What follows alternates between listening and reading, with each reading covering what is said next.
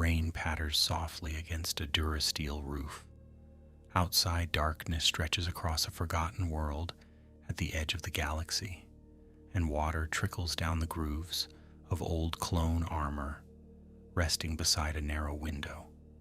A helmet sits on a table nearby, its white paint faded to gray, its surface scarred by blaster fire from battles fought decades earlier. The room is quiet except for the distant rumble of thunder and the gentle hiss of a lantern. The man sitting beside it looks old, much older than he should.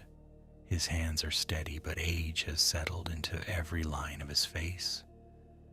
This is where our story begins, with the darkest truth about the clone trooper's fate.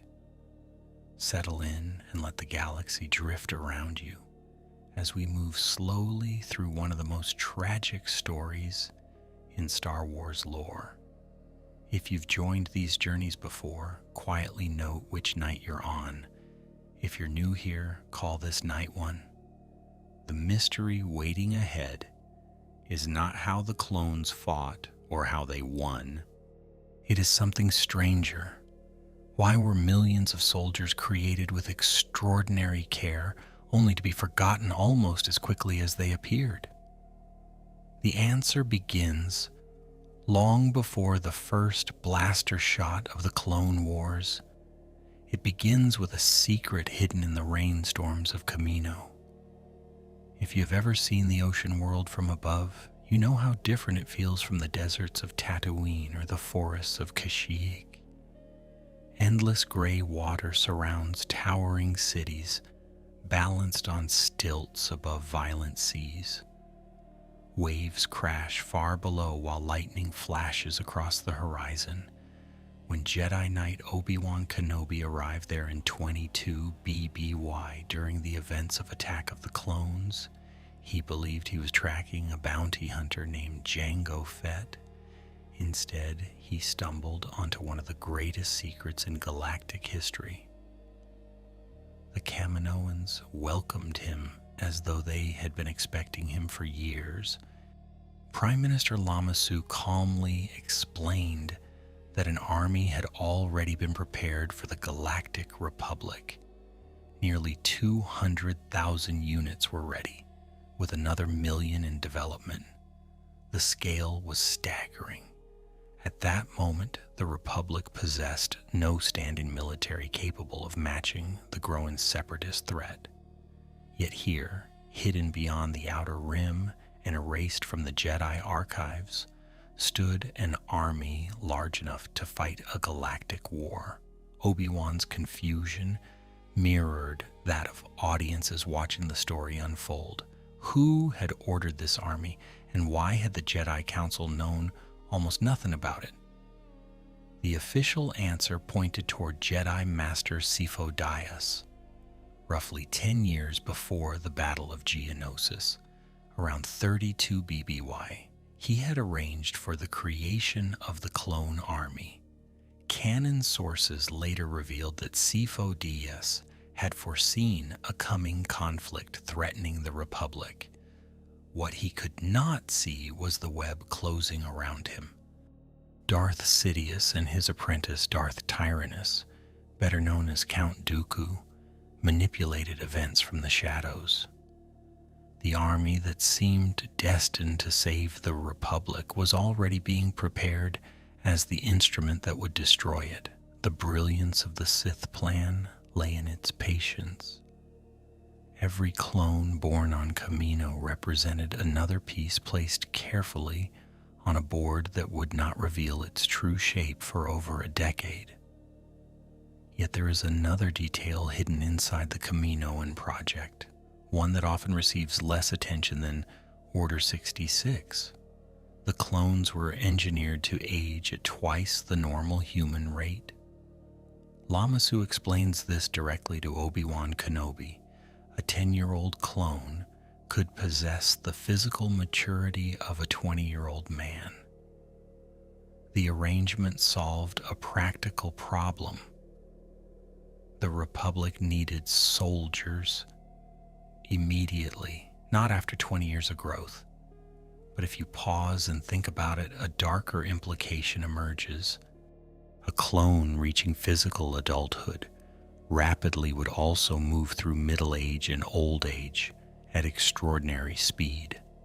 From the very beginning, time itself was an enemy built into their bodies. Consider what that meant for a clone born during the final years before the Clone Wars. By the time of the Battle of Geonosis in 22 BBY, many troopers were physically mature adults ready for combat. 3 years later, when the Clone Wars ended in 19 BBY, they had already spent the equivalent of 6 years aging. A decade after the war, many veterans would be physically approaching old age despite being chronologically young men. The Republic commissioned an army whose lifespan had effectively been cut in half. The clones did not know it when they marched onto transports and gunships. Most citizens of the Republic never considered it, yet the clock was already ticking.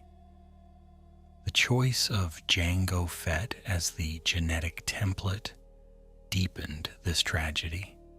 Jango was selected because he was an exceptional warrior. His combat ability, tactical instincts, and physical durability made him ideal for military cloning. The Kaminoans copied those traits millions of times, but they did not merely replicate a body. Over years of training, they created individuals capable of loyalty, humor, friendship, and sacrifice. The Kaminoans spoke of units and production numbers. The Republic saw soldiers. The Jedi serving beside them in battle increasingly saw people. That distinction would become one of the defining moral questions of the Clone Wars. One reason this question became unavoidable is that the clones refused to remain identical. On paper, they were copies of Jango Fett, differentiated only by serial numbers. In reality, individuality emerged everywhere. Troopers customized armor markings. They developed nicknames. They formed friendships and rivalries. By the time viewers spend years with characters such as Rex, Cody, Echo, Fives, and later Clone Force 99, it becomes impossible to view them as interchangeable products. The galaxy had been given millions of men who were told they were property, yet behaved unmistakably like human beings. That raises a troubling mystery. If the Kaminoans could create obedient soldiers, why allow individuality at all? Canon never provides a complete answer. Part of it seems practical. Initiative and adaptability make better soldiers than mindless automatons. The Republic needed troops capable of independent judgment across thousands of worlds. But another possibility lingers beneath the surface. Life has a habit of asserting itself. Give a man memories, friendships, fears, and hopes, and he becomes more than a number. The clones were designed to serve a purpose, yet many quietly grew beyond the limits of that design. As the years passed, the Grand Army of the Republic expanded into one of the largest military forces the galaxy had ever seen. Venator-class star destroyers crossed hyperspace lanes from Coruscant to the Outer Rim. Acclamator assault ships carried troops into war zones across countless systems. LAAT gunships descended through smoke-filled skies while clone commanders coordinated planetary invasions from mobile command centers. To the citizens of the Republic, the clones appeared almost overnight, arriving exactly when the Separatist crisis threatened to tear the galaxy apart. Most people saw heroes. Very few stopped to ask what would happen when the war ended. That question becomes more unsettling the longer you sit with it. Every institution involved in the clone project focused on victory. The Kaminoans focused on production. The Republic focused on survival. The Jedi focused on defeating the Separatists. Even Palpatine focused on something beyond victory entirely. The transformation of the Republic into the Galactic Empire. Amid all these plans, there is almost no evidence that anyone developed a meaningful future for the millions of men being created. They had barracks, they had commanders, they had missions. What they did not seem to have was a tomorrow. So as the rain continues to fall outside that lonely room and the old armor catches the glow of a fading lamp, keep one thought in mind. Long before Order 66, long before the Empire, and long before the first Jedi fell beneath clone blaster fire, another fate had already been written into the lives of the clone troopers. It was hidden, not in a secret command, nor in a Sith conspiracy, but in the very structure of their existence. They were born for a war, and from the first moment they opened their eyes beneath the storms of Camino, the galaxy had already decided that their time would be short. Why did soldiers designed to be identical become more human than many of the people who commanded them? The answer begins on the battlefields where the clone troopers first earned their names.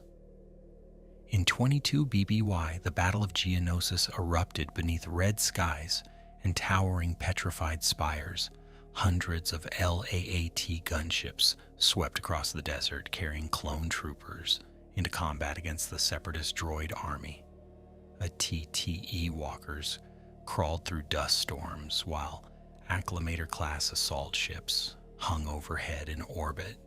Thousands of clones died during those opening hours of the Clone Wars. Yet what is remarkable is not merely the scale of the battle. It is how quickly individual identities began to emerge from an army supposedly built from a single man. The Republic assigned identification numbers to every clone: CT-7567, CC-2224, CT-1409. Numbers were efficient, numbers were orderly, numbers allowed administrators on Coruscant to think in terms of military assets rather than human beings. Yet among themselves, the clones almost immediately adopted something different. They gave one another names: Rex, Cody, Fives, Echo, Heavy, Cut Up, Hardcase, Jesse. A name transformed a clone from a unit into a person. Once that happened, the entire premise of the Kaminoan project became more complicated than anyone had intended. The Jedi sensed this before most others did. During the early years of the war, generals such as Obi-Wan Kenobi, Anakin Skywalker, Plo Koon, and Aayla Secura fought beside clone troops every day. They saw how these soldiers behaved when blasters were silent and missions were complete. They shared transport ships and command rooms. They listened to conversations between battles. Over time, many Jedi stopped treating the clones as manufactured assets and began treating them as comrades. The distinction mattered. It gave the clones something they rarely received from the wider galaxy: recognition. Captain Rex became one of the clearest examples of this transformation.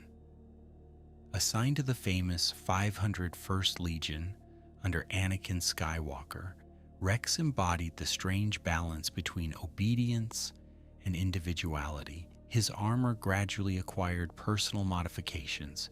His helmet markings changed. His tactical decisions reflected his own judgment rather than simple programming. Throughout the Clone Wars, he frequently challenged orders when those orders endangered his men unnecessarily. A soldier created to follow commands had somehow developed a conscience about how those commands should be carried out. Perhaps nowhere is this more visible than during the campaign on Christophsis. The crystal-covered world became one of the Republic's most difficult battlefronts during the early war. Separatist forces under Admiral Trench entrenched themselves against Republic attacks.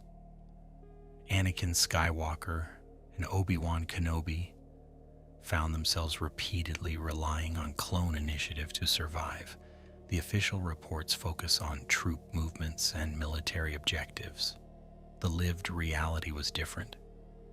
Exhausted soldiers endured artillery bombardments, sleepless nights, and constant casualties. In those conditions, individuality became a survival mechanism rather than a luxury. The war only intensified. Republic forces moved from Christophsis to Ryloth, from Saleukami to Felucia, from Geonosis to countless systems that would never appear on a Senate map. Clone troopers spent years aboard Venator-class star destroyers crossing hyperspace between conflicts. Entire lives unfolded within military service. Friendships formed, traditions emerged. Some clones shaved their hair differently. Others painted armor in distinctive patterns.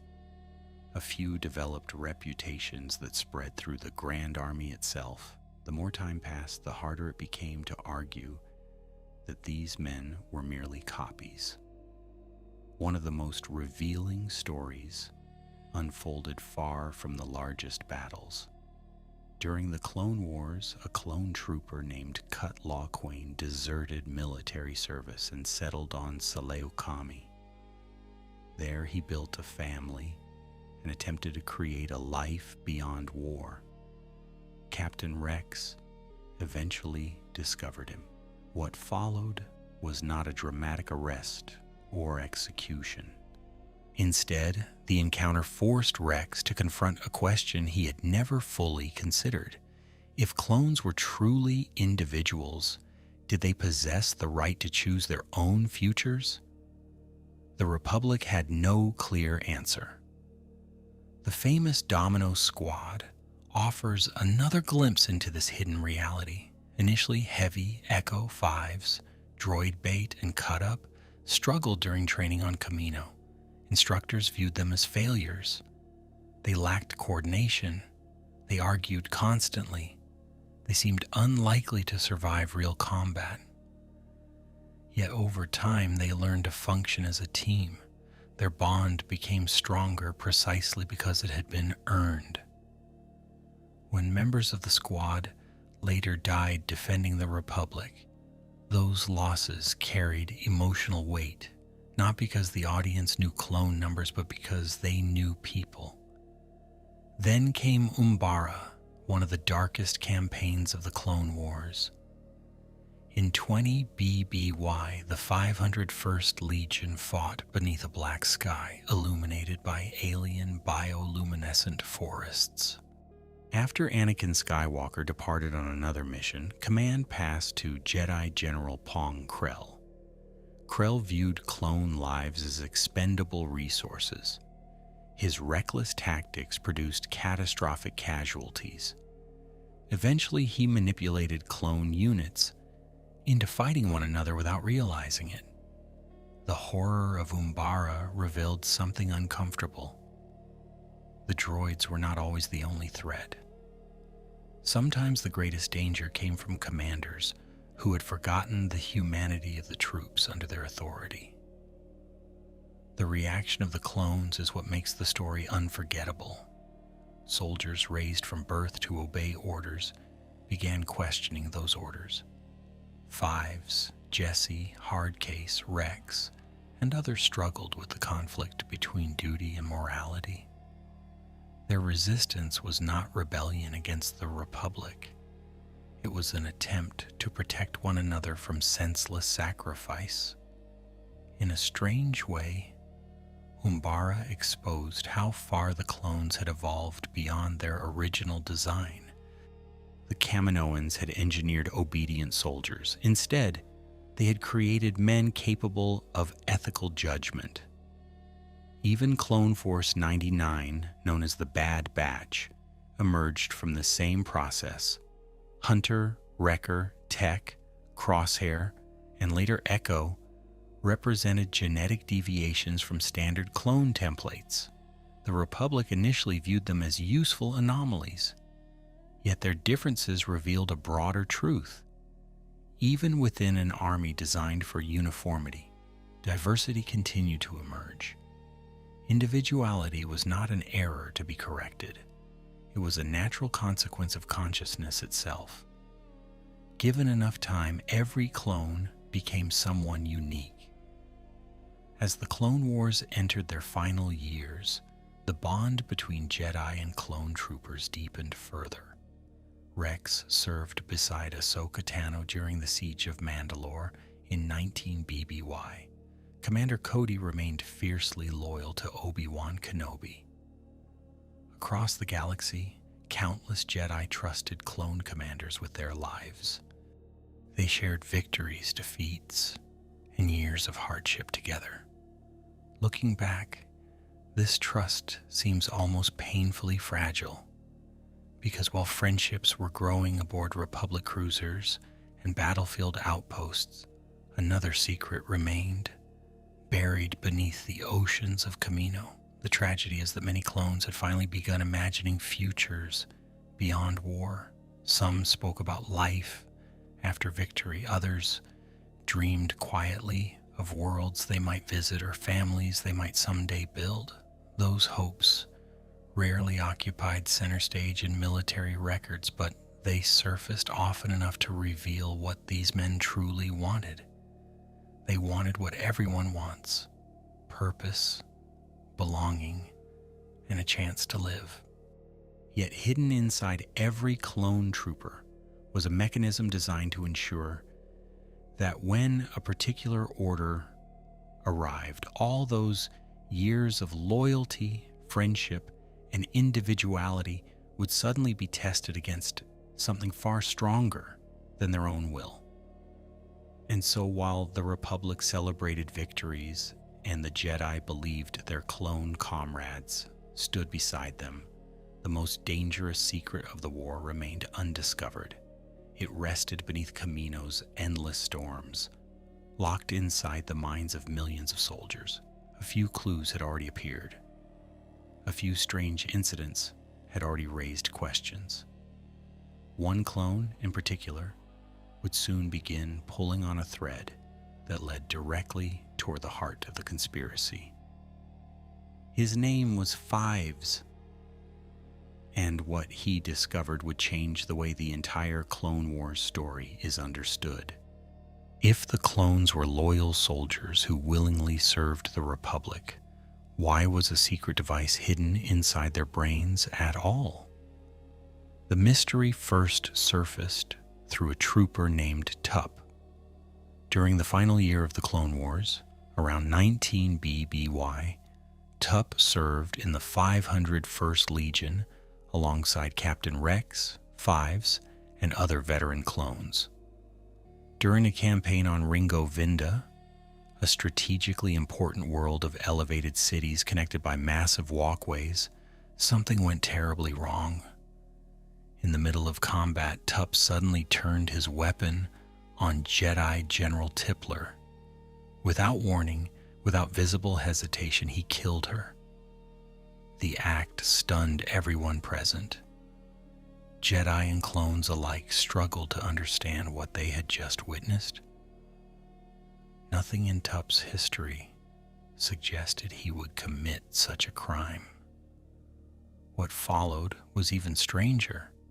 Tup's mental condition rapidly deteriorated. He appeared confused, frightened, and unable to explain his actions. Medical personnel initially suspected trauma, illness, or combat stress. Yet clone troopers were trained from birth to withstand extraordinary pressure. The explanation never felt complete. Rex sensed this almost immediately. So did Fives. They knew Tup. They had fought beside him. Something deeper was happening beneath the surface. The Republic transported Tup to Kamino for examination. There, beneath the endless rainstorms and sterile laboratories, the Kaminoans began investigating his condition. Officially, they described the problem as a biological malfunction. Unofficially, panic was spreading among those who understood the clone program's darkest secrets. Nala Se, one of Kamino's leading scientists, moved quickly to control information. The concern was not simply Tup's health. The concern was what he might reveal if someone looked closely enough.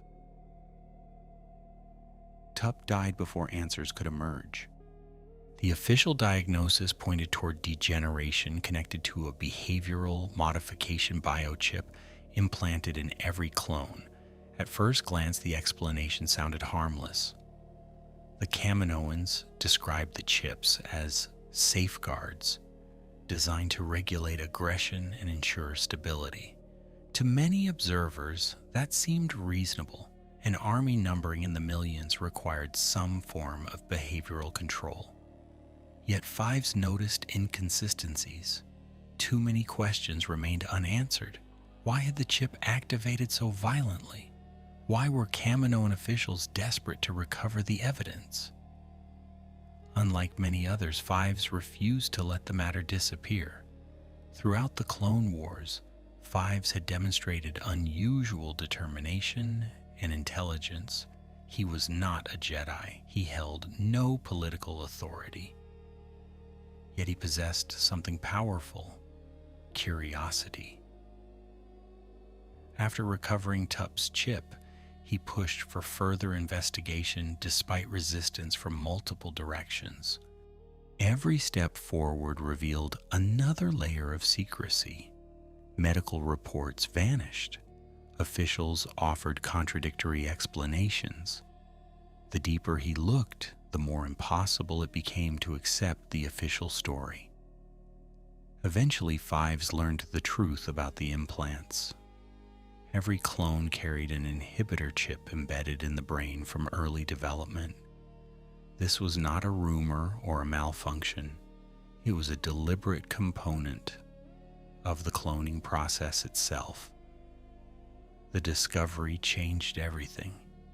The clones had always believed their loyalty came from training, discipline, and shared purpose. Now evidence suggested another force existed beneath those qualities. Their thoughts, choices, and actions might not be entirely their own. The revelation struck at the foundation of clone identity. To understand why this mattered, you must remember how the clones viewed themselves.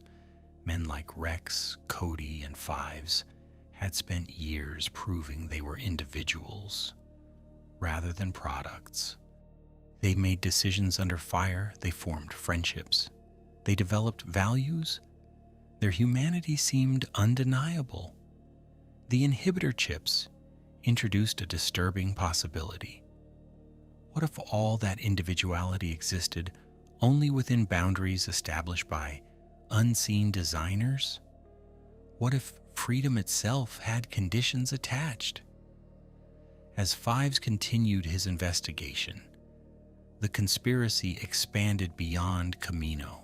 He eventually uncovered connections reaching toward the highest levels of government.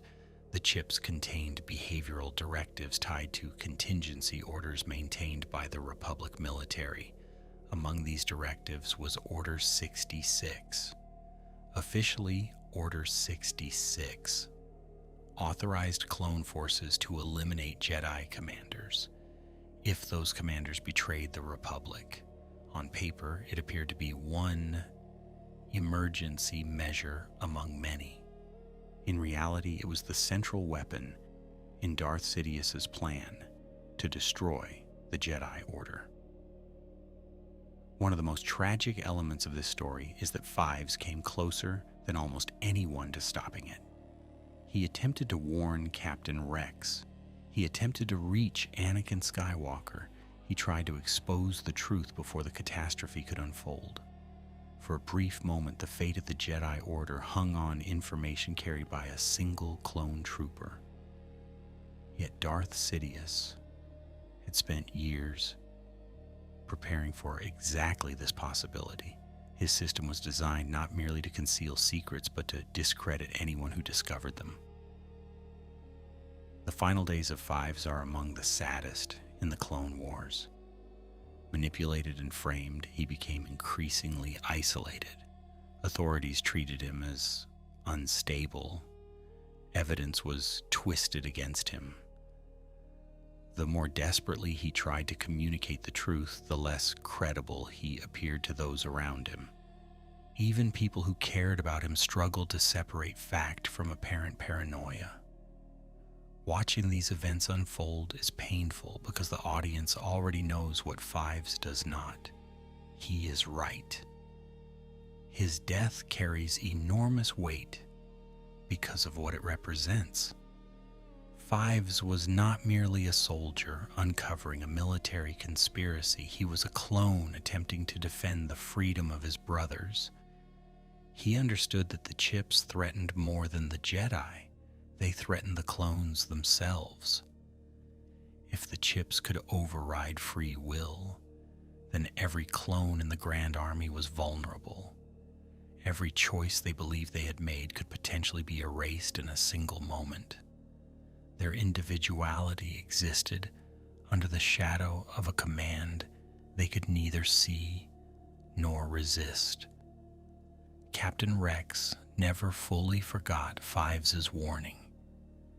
Years later, during the events surrounding the siege of Mandalore, fragments of those conversations remained in his memory. At the time, however, the larger galaxy moved forward unaware. The Clone Wars continued. Separatist fleets fought Republic task forces across the stars. Jedi generals led campaigns from Mygeeto to Saleokami, from Felucia to Kashyyyk. Most believed the war was approaching its conclusion. Few realized that the final stage had already begun. Looking back, the inhibitor chip conspiracy reveals something crucial about the clones' fate. Popular discussions often focus on Order 66 itself, the moment when blasters turned against Jedi. Yet the true tragedy began much earlier. The clones were victims before they became instruments. The decision was made long before they were born.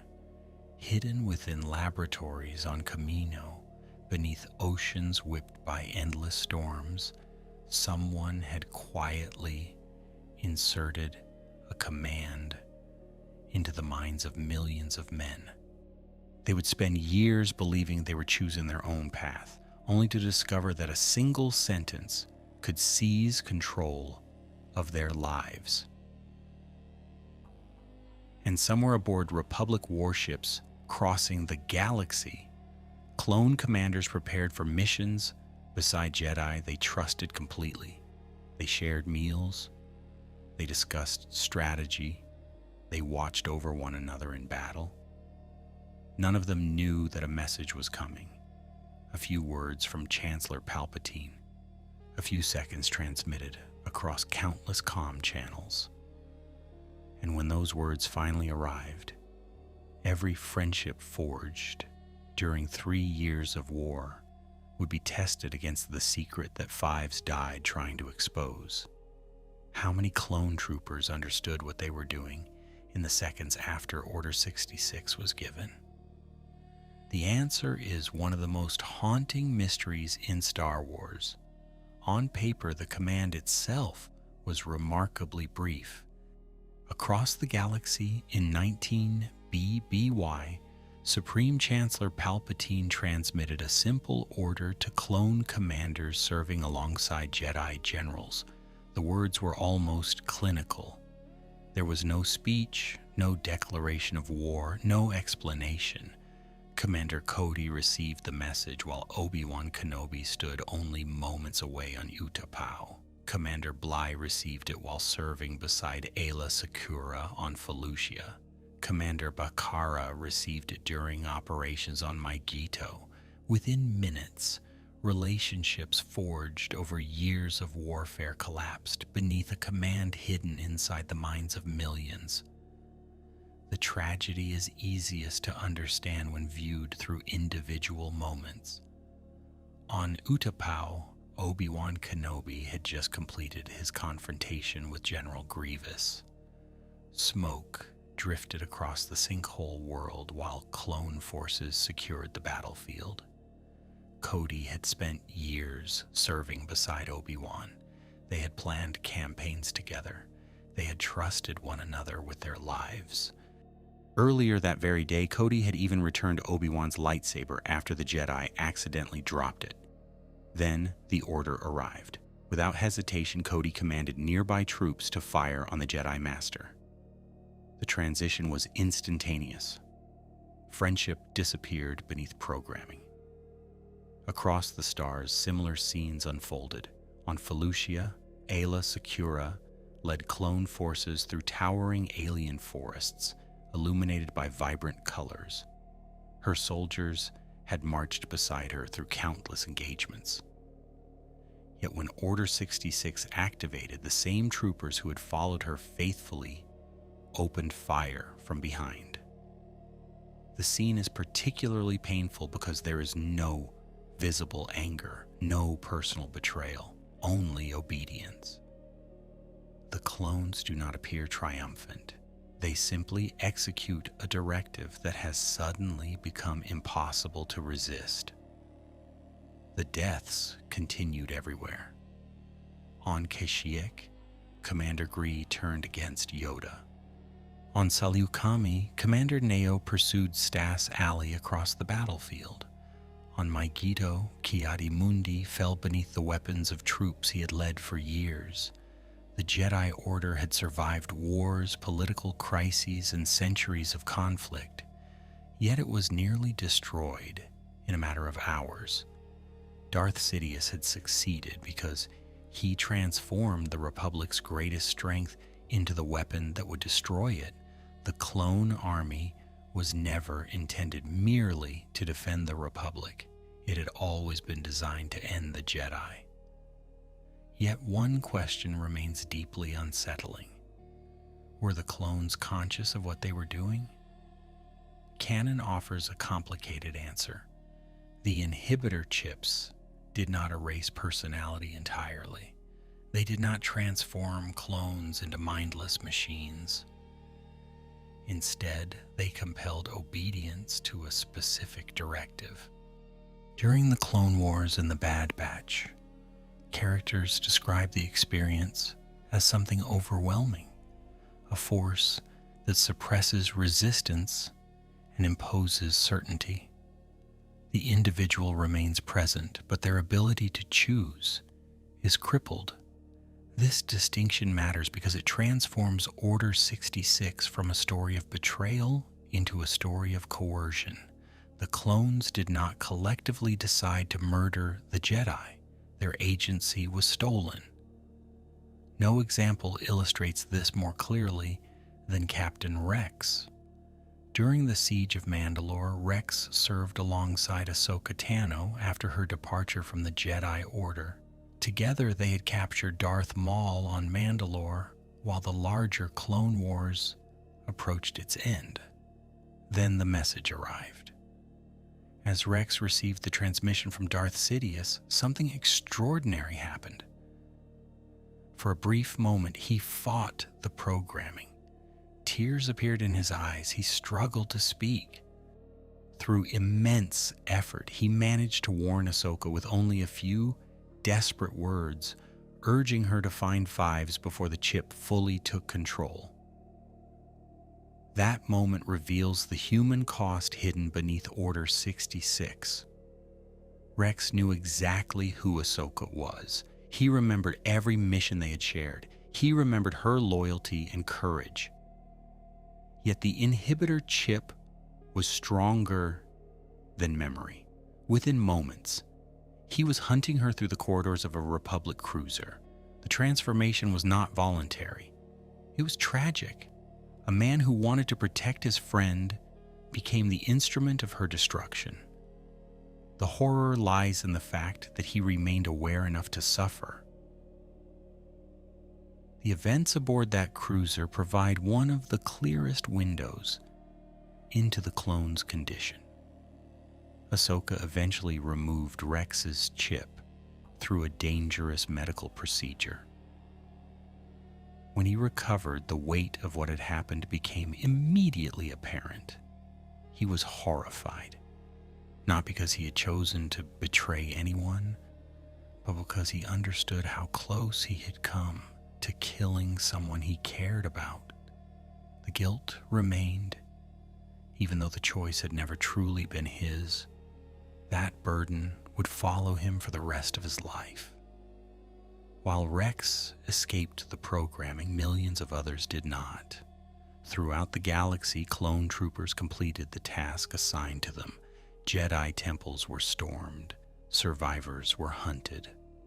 Reports flowed back to Coruscant confirming mission success after mission success. Within days, the Jedi Order had been shattered. The survivors became fugitives. The Republic became the Galactic Empire. And most citizens accepted the official explanation that the Jedi had attempted a treasonous coup against Chancellor Palpatine. Perhaps the most chilling example occurred inside the Jedi Temple itself. The 501st Legion, led by Anakin Skywalker after his fall to the dark side, marched through halls they had once visited as allies. Clone troopers fought temple guards, Jedi Knights, and Padawans. The temple that had stood for generations became a battlefield. Canon sources never dwell extensively on the private thoughts of the clones involved, yet the silence itself feels meaningful. Many of those soldiers had worked beside Jedi throughout the war.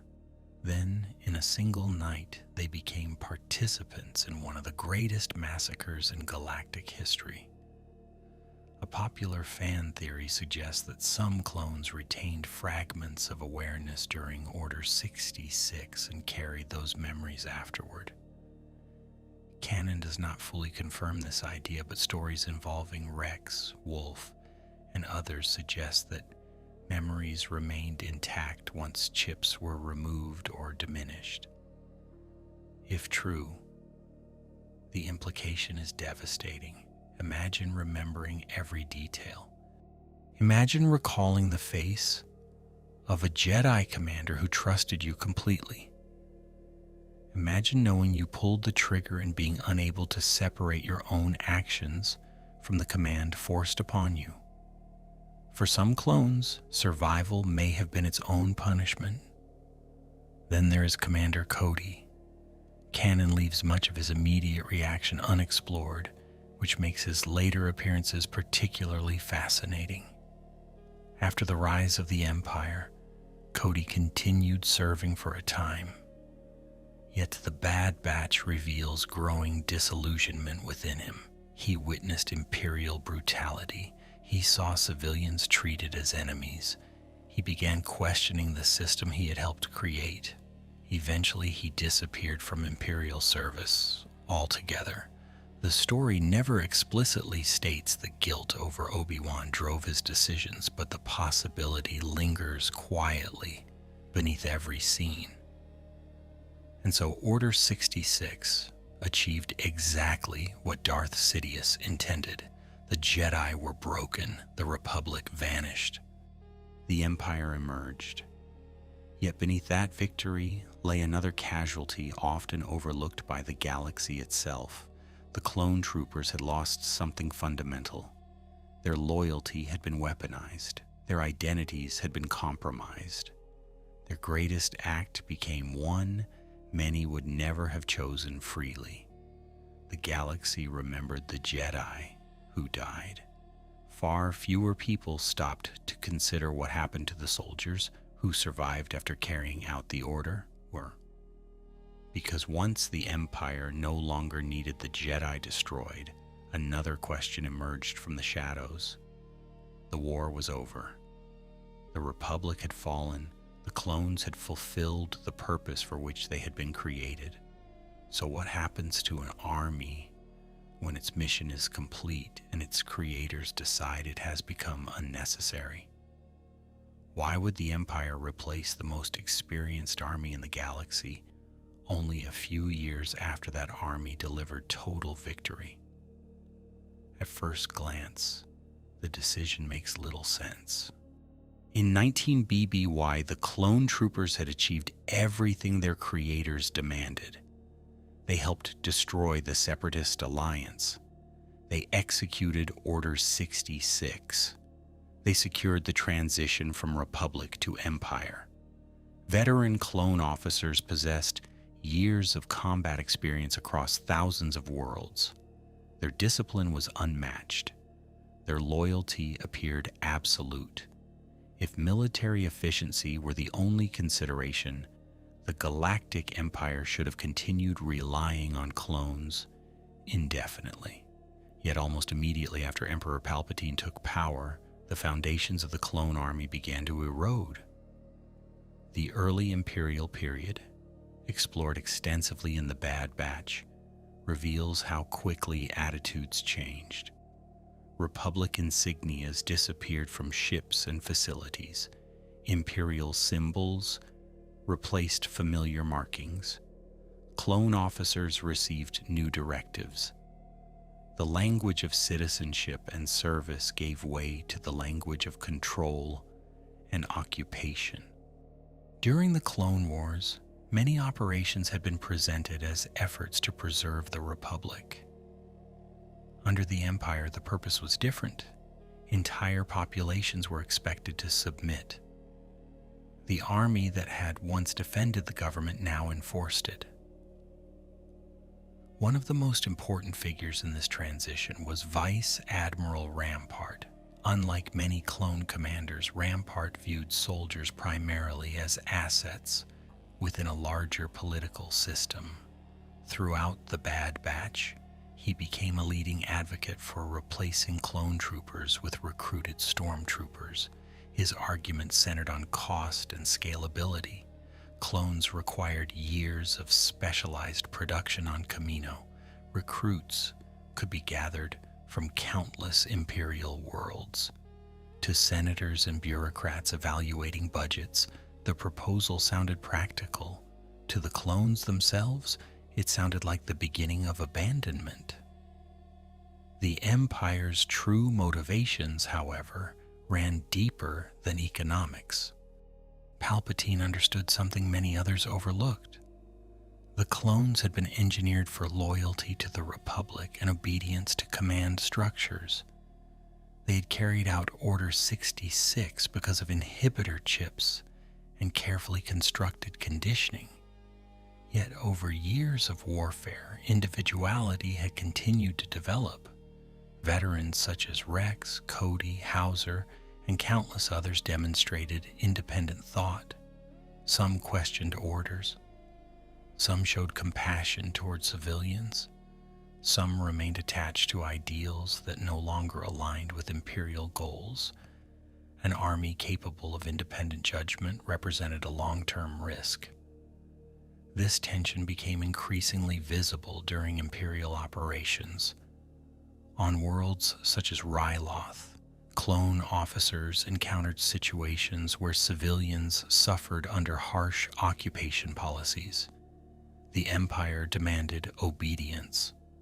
Reality demanded conscience. Captain Hauser became one of the clearest examples. Serving on Ryloth, he openly questioned Imperial actions and attempted to prevent unnecessary violence against local populations. His behavior shocked Imperial authorities because it exposed a dangerous truth. Even after Order 66, individuality remained alive inside many clones. They could still distinguish between lawful authority and injustice. The Empire responded by accelerating plans already underway. New recruits began entering service.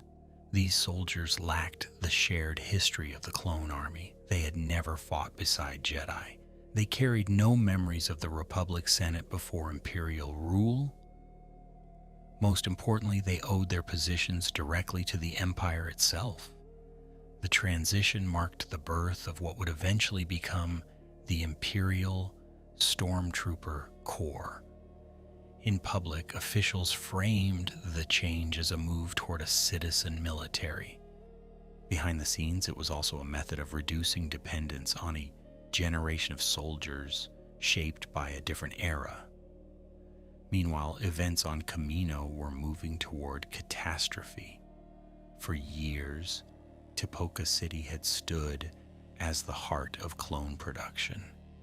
Endless rain battered its platforms while cloning facilities operated beneath gleaming towers. Millions of troopers originated there. Entire sectors of the Republic's military power emerged from those laboratories. Yet once the Empire committed to recruitment, Kamino's strategic value collapsed. The world that had quietly shaped galactic history suddenly found itself obsolete. The destruction of Tipoca City is among the most symbolic moments in the Bad Batch. Imperial forces deliberately targeted the facility, reducing vast portions of the city to ruins beneath crashing oceans. For the Kaminoans, it meant the end of their greatest enterprise. For the clones, it represented something even more personal. Kamino was not merely a factory. It was the closest thing many had to a birthplace. Few clones felt sentimental attachment toward the sterile laboratories where they were raised, yet watching those structures sink beneath the waves carried undeniable emotional weight. Their origin was being erased. The scene becomes darker when viewed through the eyes of the surviving clones. They had fought for the Republic. They had obeyed the Empire. Yet neither government made meaningful efforts to preserve their future. Kamino's destruction sent a clear message. The Empire was not interested in maintaining the institutions that created the clone army. It was interested only in extracting whatever utility remained. Once that utility ended, replacement followed. Clone Force 99 witnessed this transformation firsthand. Hunter, Wrecker, Tech, Echo, and Crosshair found themselves caught between competing visions of the future. Crosshair initially embraced Imperial service, believing loyalty required adaptation. Others saw the growing cruelty around them and became increasingly uncomfortable. Their experiences reveal a broader conflict affecting countless clones throughout the galaxy. The Empire demanded obedience, but many clones had already learned to think for themselves. That contradiction could not last forever. One detail often goes unnoticed when discussing this era. The replacement process happened astonishingly quickly. The Clone Wars ended in 19 BBY. Within only a few years, recruitment programs were expanding while clone influence declined dramatically. From a historical perspective, this is remarkable. Armies that achieve victory are usually celebrated and preserved. The Grand Army of the Republic instead experienced a rapid institutional disappearance. The very soldiers who helped create the Empire were pushed toward the margins almost immediately after its birth. Popular interpretation among fans is that Palpatine never trusted the clones as much as he appeared to. Canon does not explicitly confirm this, but the theory aligns with his broader behavior. Throughout his rise to power, Palpatine routinely discarded tools once they had fulfilled their purpose. Separatist leaders were eliminated after serving their role. Political allies became expendable. Entire systems were manipulated and abandoned. Viewed through that lens, the clone army fits a familiar pattern. They were useful. Therefore, they were preserved. Once their usefulness diminished, they became replaceable. The cruel irony is impossible to miss. The clones spent their entire existence fighting for governments that promised stability and security. They followed orders with extraordinary dedication. They sacrificed friends on battlefields from Geonosis to Mandalore. Yet when peace finally arrived, peace was not built for them. Instead, they watched new uniforms appear, new soldiers take their place, and new policies reshape the galaxy they had helped create. The war was over, but for many clones, a quieter struggle had just begun. Because being replaced was only the first stage of their fate. The next stage would prove even darker. Across Imperial space, clone veterans began confronting a reality they had never been trained to face. They knew how to fight. They knew how to follow orders. They knew how to survive battlefields. What they did not know was how to live in a galaxy that no longer wanted them. What happened to millions of soldiers when the government that created them decided they were obsolete? The answer is one of the quietest tragedies in Star Wars canon. There was no single battle marking the end of the clone army. No dramatic surrender ceremony. No galaxy-wide announcement thanking the veterans who had fought the Clone Wars. Instead, the clones seemed to fade away. Year after year, Imperial recruits filled more positions. Stormtrooper academies expanded. New generations entered service. Meanwhile, the men who had carried the Republic through its greatest conflict gradually disappeared from public view. Part of this disappearance was biological. The accelerated aging engineered on Kamino never stopped. Every year that passed affected a clone twice as severely as an ordinary human. A veteran physically 40 years old might be chronologically only 20. The consequences became increasingly visible during the Imperial era. Faces aged rapidly. Reflexes slowed. Bodies accumulated the wear of both warfare and accelerated time. The galaxy rarely noticed. Citizens saw aging soldiers. Few understood how unnatural their aging truly was. The most famous glimpse of this reality appears in Star Wars Rebels. Around 4 BBY, approximately 15 years after the fall of the Republic, Captain Rex reappears living in isolation on the remote world of Selos. He is accompanied by Commander Wolf and Captain Gregor. The sight is striking. These men fought during the Clone Wars only a decade and a half earlier, yet they appear far older than their actual years. Their white hair, lined faces, and slower movements reveal the hidden cost of Kaminoan engineering. Time has become another battlefield they cannot win. Selos itself feels like a refuge from history. Massive desert-dwelling Jupa creatures move slowly across the landscape. Old military equipment sits rusting beneath the sun.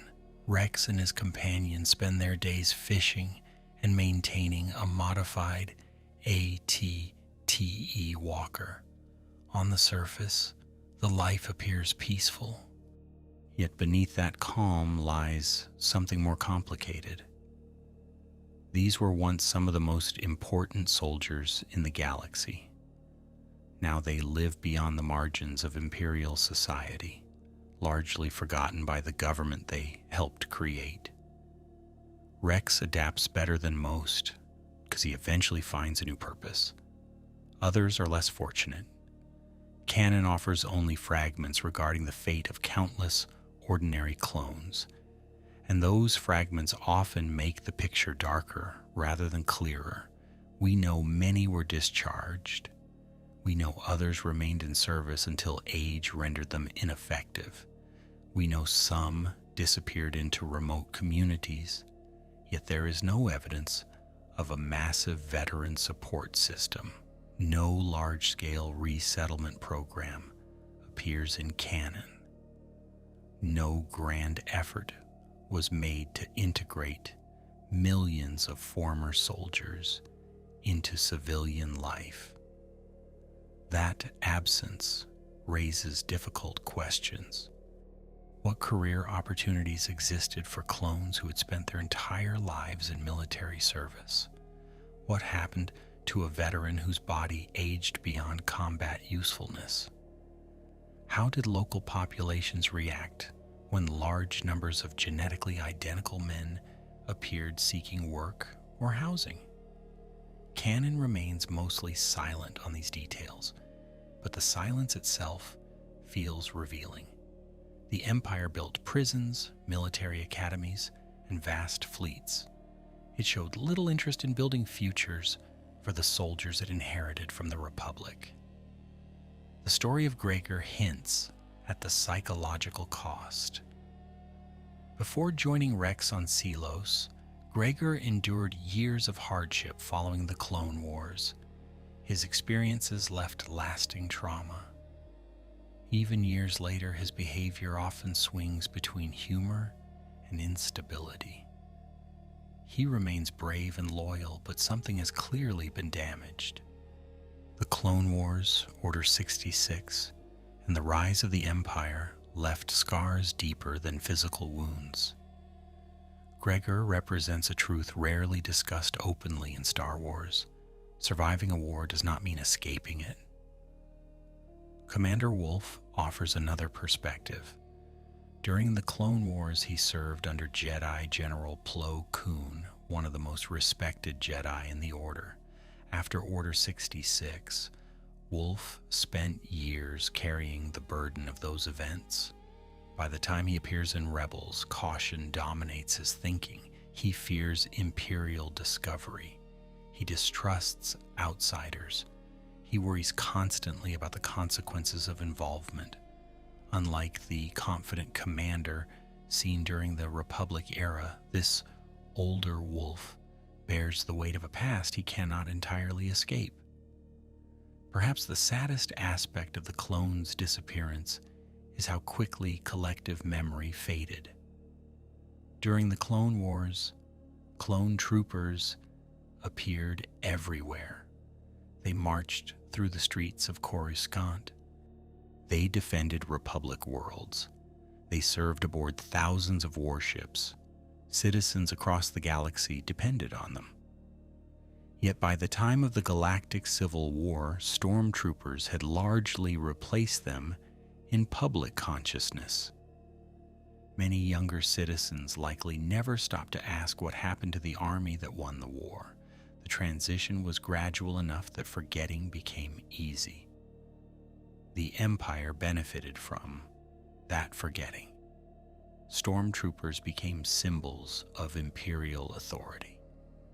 Their white armor echoed the visual design of clone armor, creating an illusion of continuity. Yet the similarity concealed enormous differences. The original clone troopers carried a shared history stretching back to Kamino. They fought beside Jedi and survived some of the largest battles in galactic history. The new stormtroopers came from recruitment programs spread across countless systems.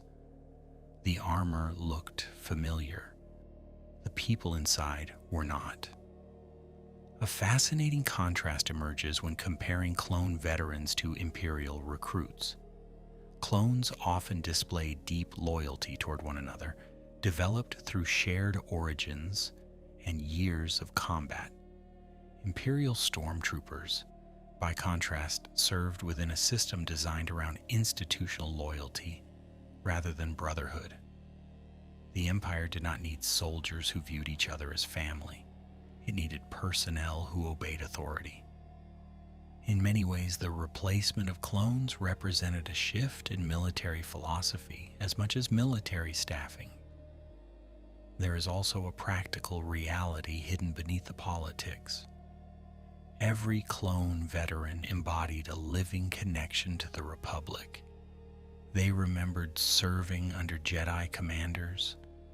They remembered the Senate before Imperial rule. They remembered a galaxy that functioned differently. Authoritarian governments often prefer populations with shorter memories. Whether intentional or not, the accelerated aging of the clones conveniently ensured that many witnesses to the Republic's final years would not remain alive for long. Within a generation, much first-hand memory of that era began to disappear. Some fans have compared the clones to veterans abandoned after historical wars in the real world. The comparison is not exact, but the emotional resonance is difficult to ignore. Millions were created to fight. Many sacrificed everything. Then peace arrived and moved on without them. Star Wars rarely pauses to deliver speeches about this reality. Instead, it lets small moments carry the weight. An old clone polishing worn armor, a retired commander staring into a desert sunset, forgotten veteran remembering brothers who never lived long enough to grow old. And perhaps that is the darkest detail of all. Most clones never received the chance to discover who they might have become outside military service. Their youth belonged to the Republic. Their adulthood belonged to war. Their middle age arrived almost immediately. By the time many were free to choose their own path, time had already taken much of that choice away. Yet despite everything, some clones refused to disappear quietly. A few still believed the galaxy could become something better than the empire that had discarded them. In hidden safe houses, remote settlements, and forgotten corners of Imperial space, those veterans began making decisions of their own. Some chose resistance, some chose defiance, some chose to help a growing movement that would eventually challenge the Emperor himself. And in doing so, they proved that the Empire had made a serious mistake. It had treated the clones as obsolete equipment. But equipment does not remember. Equipment does not dream. And equipment does not fight back. If the Empire feared the clones enough to replace them, what did it believe they might become? The answer emerges gradually through scattered acts of defiance during the early Imperial era. The Empire possessed overwhelming military strength. Star destroyers patrolled hyperspace routes. Stormtrooper recruitment expanded across countless systems. The Imperial Security Bureau monitored dissent. Yet despite all that power, Imperial leaders remained uneasy about the clone veterans who still survived. These men possessed combat experience beyond anything available to most recruits. More importantly, they understood the difference between the Republic they had served and the Empire that replaced it. One of the clearest examples appears on Ryloth. During Imperial occupation, Captain Hauser found himself ordered to enforce increasingly oppressive policies against the local Twi'lek population. The Empire framed its actions as maintaining order. The reality looked different from the ground. Families were intimidated. Local leaders disappeared into custody. Civilian suffering grew more difficult to ignore. Hauser eventually reached a breaking point. In a moment that stunned both Imperial officers and fellow soldiers, he openly questioned authority and refused to support unjust actions. The significance of Hauser's decision extends beyond a single act of resistance. During the Clone Wars, clones were famous for discipline and obedience. Their willingness to challenge Imperial directives demonstrated how much they had changed over time. These were not the same soldiers who emerged from Camino years earlier. Experience had shaped them. Friendship had shaped them. War itself had shaped them. The Empire expected compliant veterans. Instead, it encountered individuals capable of moral judgment. The Bad Batch repeatedly returns to this theme. Across multiple worlds, clone troopers face choices that reveal growing tension between duty and conscience. Some continue serving the Empire. Others become uncomfortable with what they witness. A few quietly disappear from service altogether. The process is rarely dramatic. Most clones do not launch open rebellions. Instead, dissatisfaction spreads through conversations, private doubts, and moments of hesitation. Like cracks appearing in a massive durasteel structure, the signs are subtle until suddenly they are impossible to ignore. Meanwhile, Senator Rio Chuchi of Pantora became one of the few political figures willing to advocate openly for clone rights.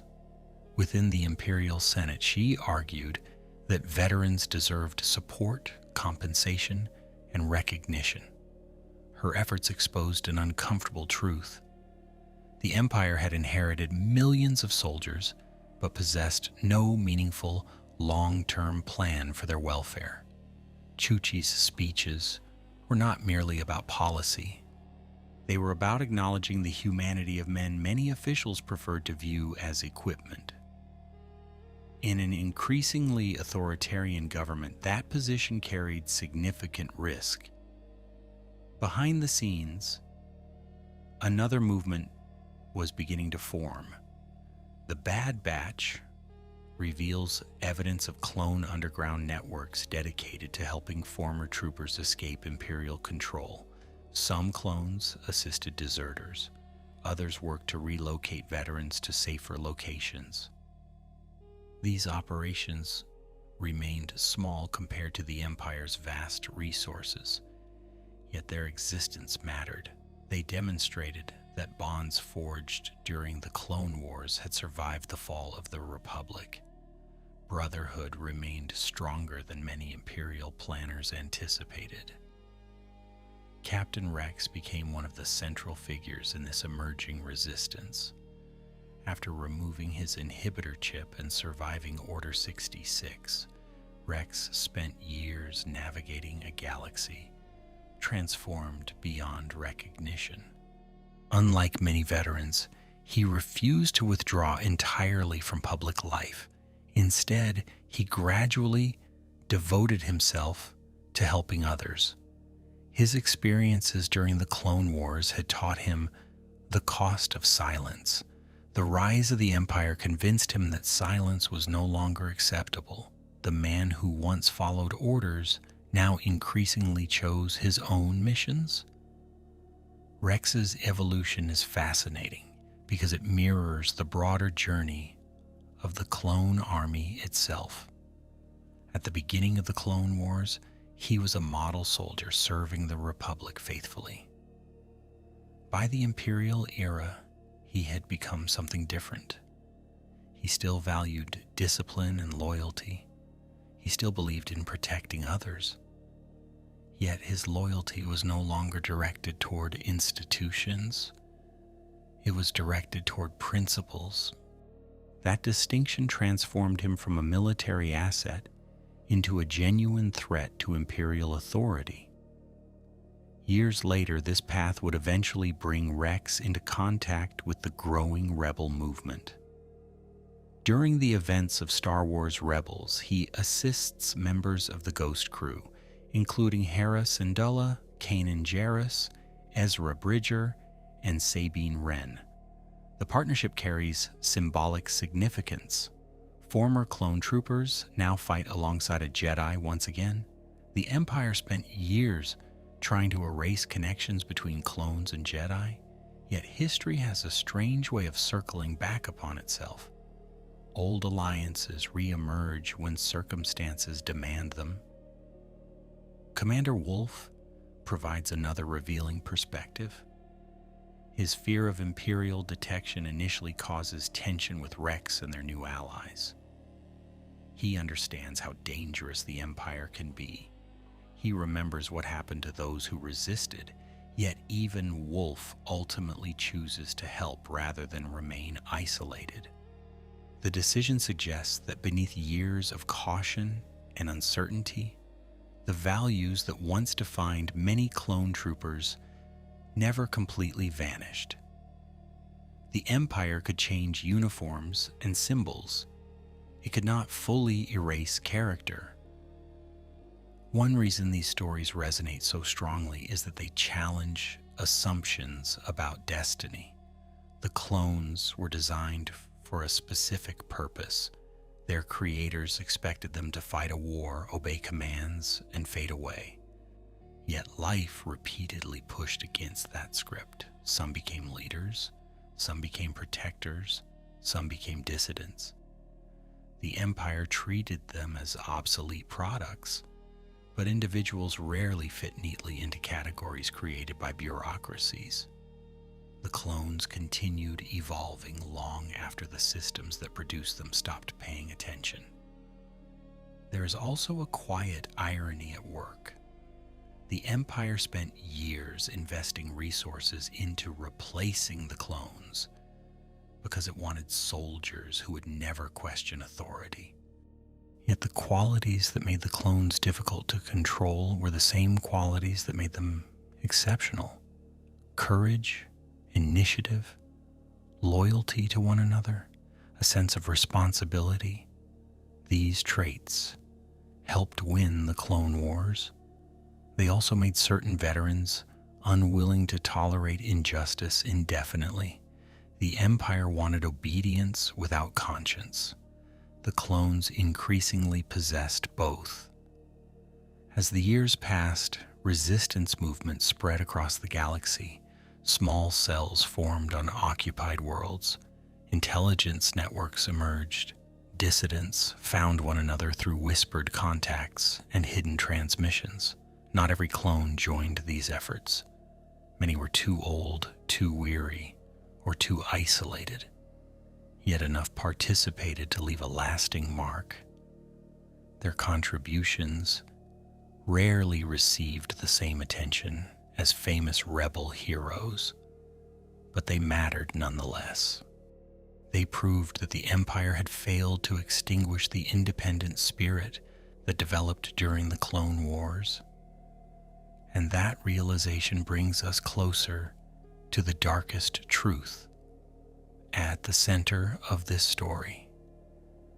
The tragedy of the clones was never limited to their accelerated aging, their abandonment, or even Order 66. Those were symptoms of something larger. To understand it fully, we must step back and examine the clone program itself. We must ask a question so uncomfortable that neither the Republic nor the Empire ever seemed eager to confront it.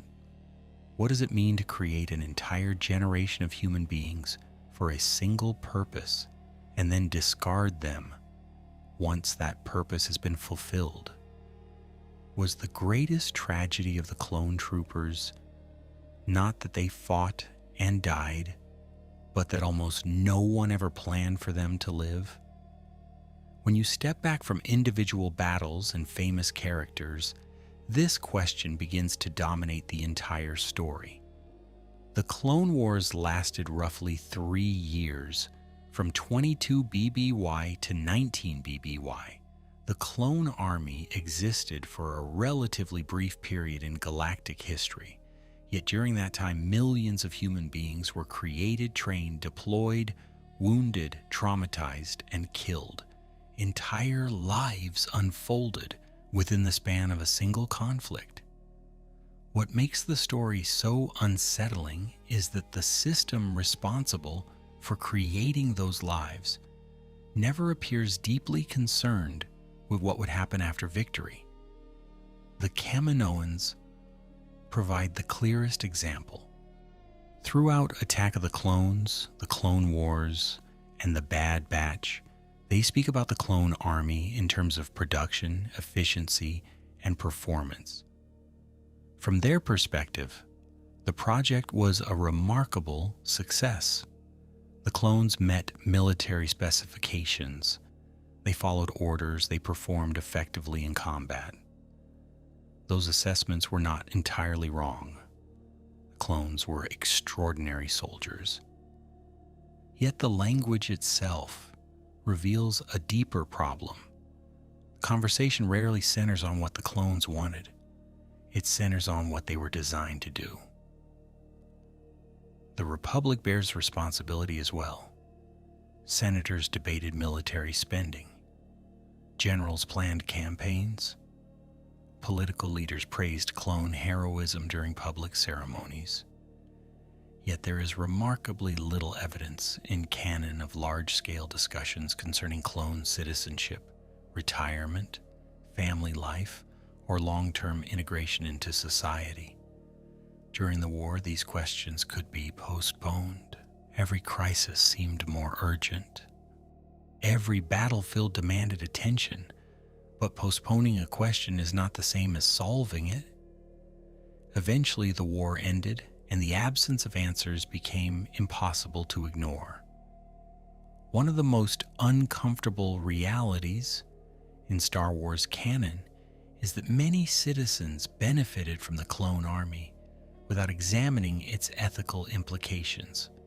Republic worlds enjoyed protection, trade routes remained open, separatist offensives were resisted. Most civilians never experienced the daily horrors of the front lines. Meanwhile, clone troopers absorbed the costs. They fought, they died. They aged rapidly. They carried out missions few others would accept. The arrangement was so convenient that many people stopped asking whether it was morally acceptable. This moral ambiguity helps explain why the clone story feels different from traditional tales of heroic soldiers.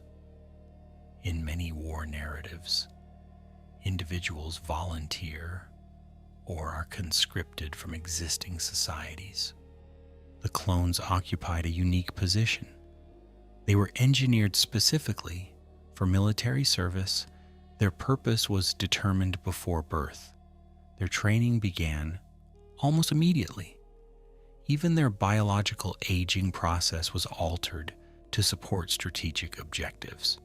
Viewed from a certain angle, the clone army represents one of the largest exercises in engineered destiny ever depicted in Star Wars. And yet the clones themselves consistently challenge that destiny. That is what makes their story so powerful. Again and again, they demonstrated individuality despite every force pushing toward uniformity. Rex developed a personal code of honor. Fives pursued truth, even when it endangered him. Echo survived unimaginable suffering and continued fighting for others. Cut Law Quain chose family over military service. Hunter protected a child who had no strategic value whatsoever. Every one of these choices represented an act of self-definition. The clones kept insisting they were people, even when institutions treated them as tools. This contrast becomes especially striking when compared to the ideals the Republic claimed to defend. The Republic celebrated liberty, representation, and individual rights. The Jedi often spoke about compassion and respect for life. Yet the government they served relied heavily upon an army bred for war. Star Wars does not present easy answers to this contradiction. Instead, it allows the contradiction to remain visible. The clone troopers stood at the center of a system that proclaimed freedom while quietly depending upon lives engineered for a specific function. The rise of the Empire did not create this contradiction. It exposed it. Under Imperial rule, the underlying logic simply became harder to ignore. Palpatine viewed individuals primarily in terms of usefulness. The clones fit neatly into that worldview. Once they were no longer useful, they became expendable. What changed after 19 BBY was not the existence of exploitation. What changed was its visibility. The Empire abandoned the pretense that every citizen mattered equally. In doing so, it revealed uncomfortable truths about structures that already existed. There is a fascinating detail hidden within the stories of surviving clones.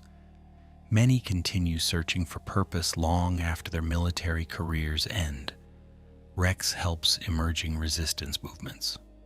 Wolf protects old comrades. Clone underground networks assist veterans.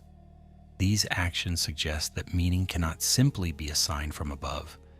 The Kaminoans assigned purpose. The Republic assigned purpose. The Empire assigned purpose. Yet the most important choices in the clones' lives often occurred when they began defining purpose for themselves. A popular fan interpretation argues that the clone troopers ultimately became more successful as people than the systems that created them. Canon never states this directly, but the idea is worth considering. The Republic collapsed. The Empire eventually fell. Political institutions rose and vanished. Many clones, however, demonstrated loyalty, courage, friendship, and compassion under extraordinary pressure. They preserved those qualities even when governments abandoned them. In that sense, their humanity outlasted the ambitions of those who engineered their existence. The darker truth becomes clearer the longer you examine it. Order 66 was horrific. The abandonment of veterans was cruel. Accelerated aging was tragic. Yet all of these outcomes emerged from a deeper assumption shared by powerful institutions. The assumption was that a person's value could be measured primarily through utility. The clones spent their lives disproving that idea. They mattered not because they fought well, but because they lived. They formed relationships. They made sacrifices. They dreamed about futures many would never receive. Perhaps that is why stories involving clone veterans remain so emotionally resonant. Their struggle is not merely about warfare, it is about identity. What happens when someone spends an entire life fulfilling a role chosen by others? What remains after that role disappears? These questions extend far beyond the Star Wars galaxy. They give the clone story a quiet, universal quality beneath all the armor, starships, and battles. You do not need to serve in the grand army of the Republic to understand the desire to be seen as more than a function. As the Imperial era continued, many clone troopers vanished into history. Some died anonymously. Some withdrew from public life. Some joined causes larger than themselves. Their numbers dwindled year by year.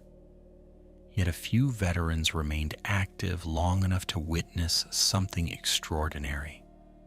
They would live to see the rebellion rise. They would watch the Empire challenged by a new generation.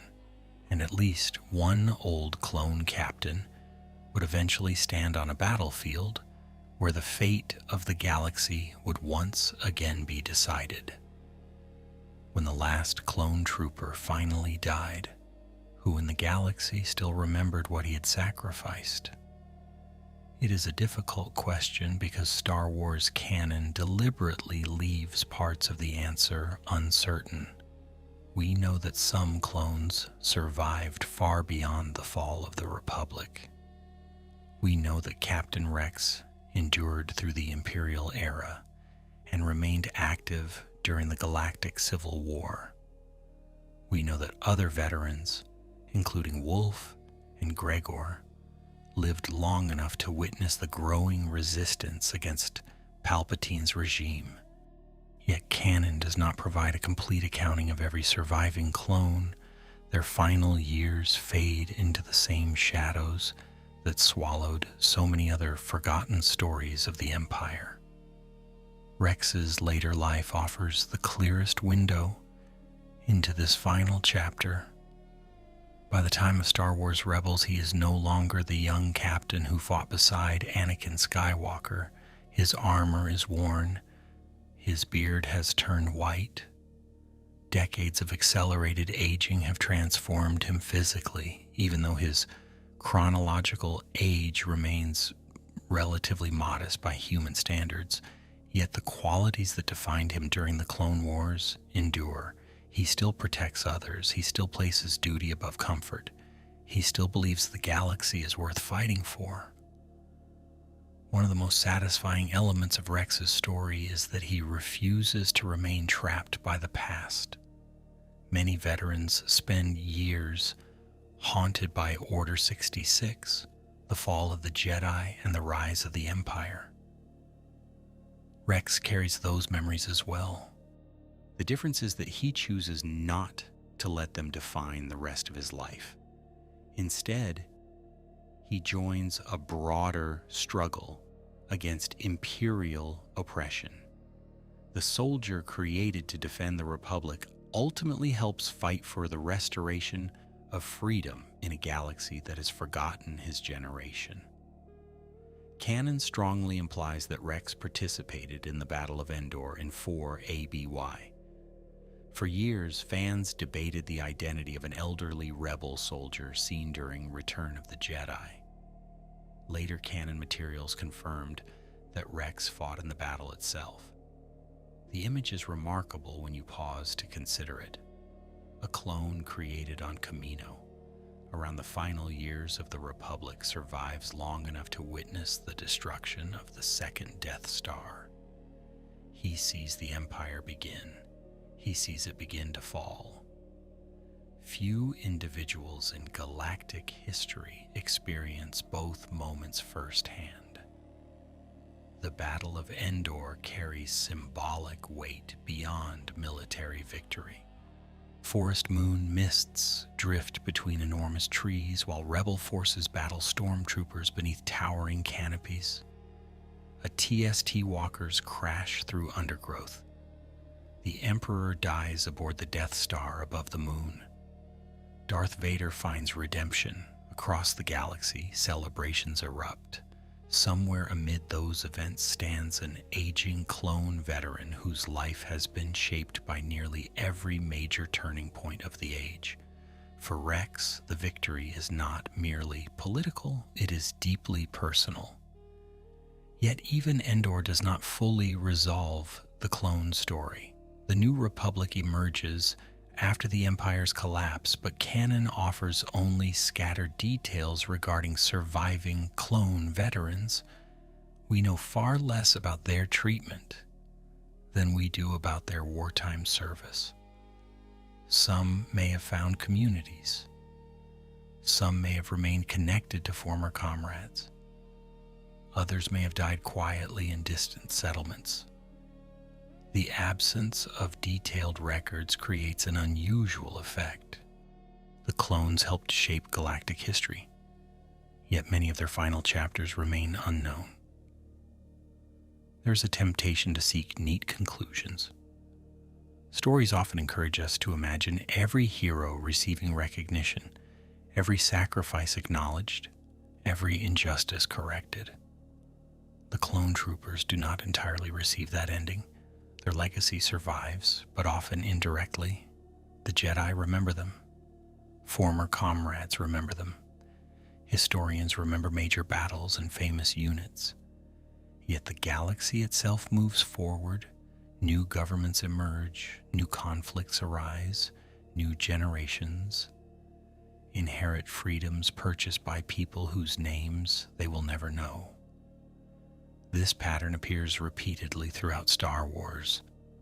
The galaxy tends to celebrate symbols more easily than individuals. Luke Skywalker becomes a legend. The Rebel Alliance becomes a legend. The destruction of the Death Star becomes a legend. The clone troopers occupy a different category. They were essential to events, yet rarely stood at the center of public memory. Their contribution was so vast that it became strangely invisible. They held the line during the Republic's darkest hour, and then history continued without them. A popular fan theory suggests that some surviving clones lived long enough to witness the early years of the New Republic. Canon neither fully confirms nor denies this possibility. Given accelerated aging, many would have reached advanced physical age by that period. Even so, the theory resonates because people want the clones to experience peace. After everything they endured, the desire feels understandable. Whether or not many survive that long, the emotional truth remains powerful. They deserved futures larger than the war for which they were created. The deeper legacy of the clones is not found in monuments or political speeches. It is found in the questions their story leaves behind. What defines a person? Can someone created for a purpose choose another path? Does loyalty lose value when it is engineered? What responsibilities do societies owe to those who sacrifice on their behalf?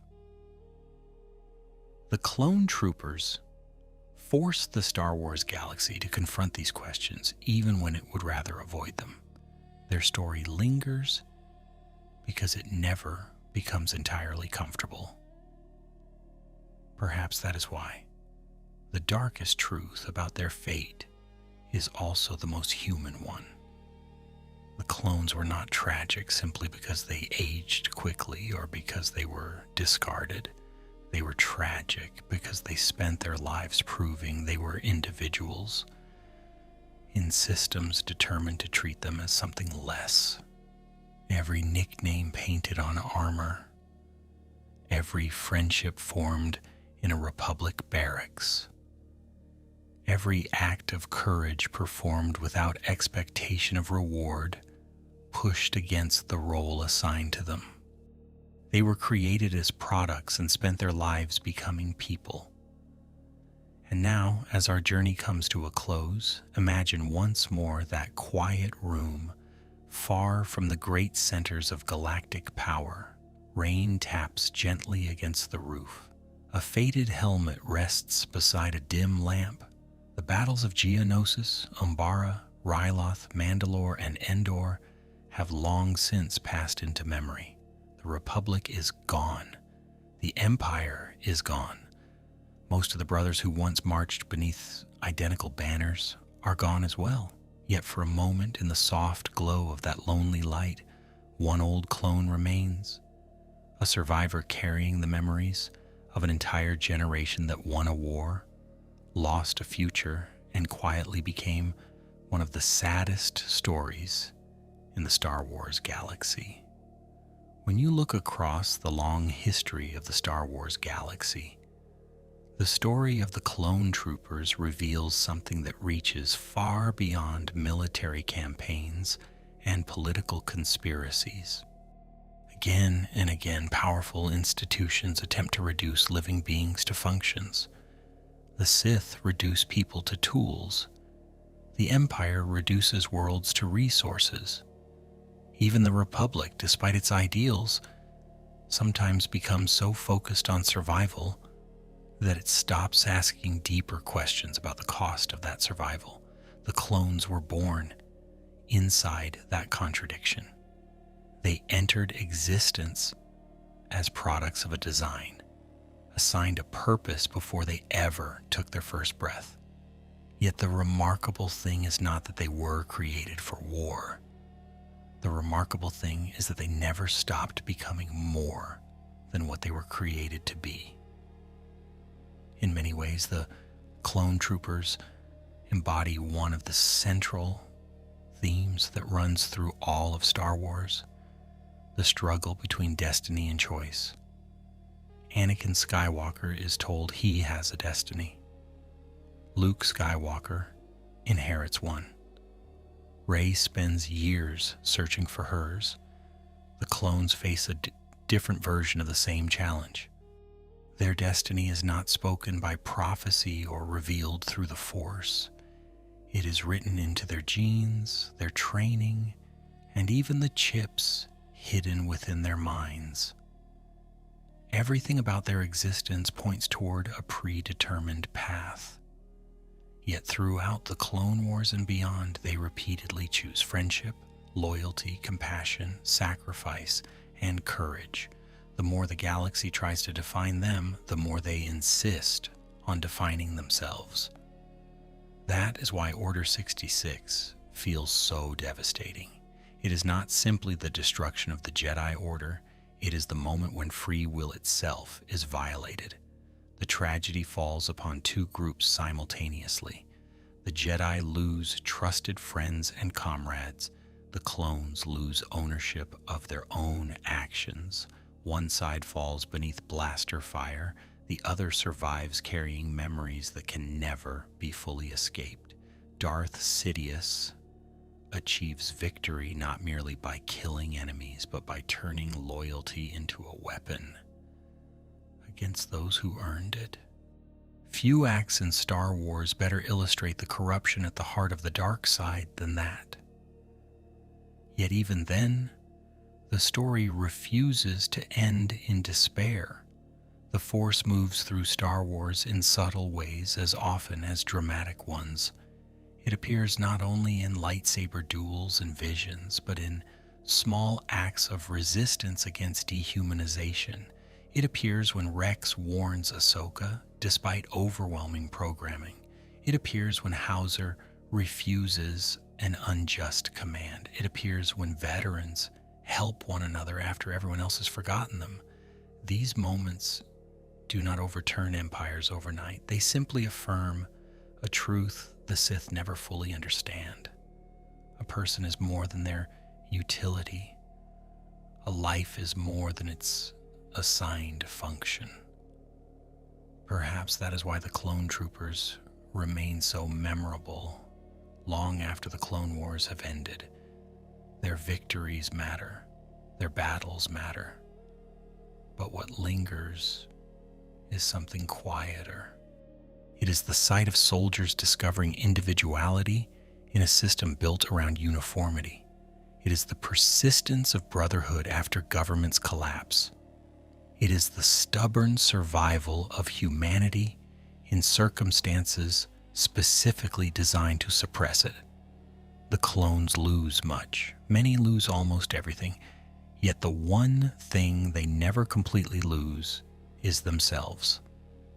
So as you leave this story behind and let the sounds of the galaxy grow distant, remember that the clone troopers were never truly defined by Kamino, by Order 66, or even by the Empire that discarded them. They were defined by the choices they made whenever choice remained possible. Their armor faded, their numbers vanished from military records. Their generation passed quietly into history. But somewhere in the vast memory of the Star Wars saga, their voices endure. And if you listen closely, beneath the soft rhythm of falling rain, you can almost picture that old helmet resting beside the lamp, while an aging veteran sits in silence and remembers the brothers who once marched with him beneath the storms of Kamino.